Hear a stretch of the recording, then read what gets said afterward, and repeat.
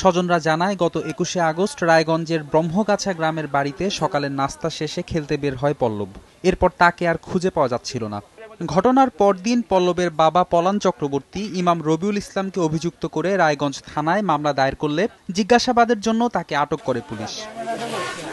এদিকে ২৪ আগস্ট স্থানীয় ব্রহ্মগাছা বাজার মসজিদে আসরের নামাজ পড়ার সময় মুসল্লিরা ইমাম রবিউলের শোবার ঘর থেকে কান্নার শব্দ শুনতে পায়। খবর পেয়ে পুলিশ ঘরে তল্লাশি চালায়। ওই ঘরেই মাটির গর্ত থেকে উদ্ধার করা হয় শিশুটিকে।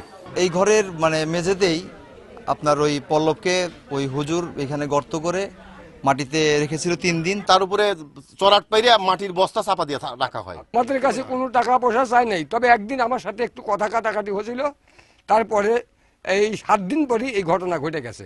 আমার বাচ্চার মতন যেন এরকম কোনো মায়ের যেন বুক খালি কেউ যেন না করে। আমার বাচ্চা আমি বুকে পাইছি, আমার খুব বুক শান্ত হয়েছে। তা আমি সরকারের কাছে কঠিন শাস্তি চাই। এ ঘটনায় তদন্ত সাপেক্ষে দোষীদের বিচারের আওতায় আনা হবে বলে জানিয়েছে পুলিশ।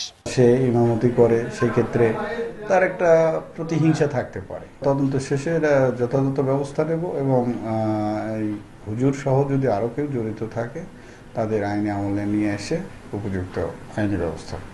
পূর্বশত্রুতার জের ধরেই ইমাম রবিউল ইসলাম এ কাজ করেছে বলে দাবি শিশুর স্বজনদের। সময় সংবাদ, সিরাজগঞ্জ।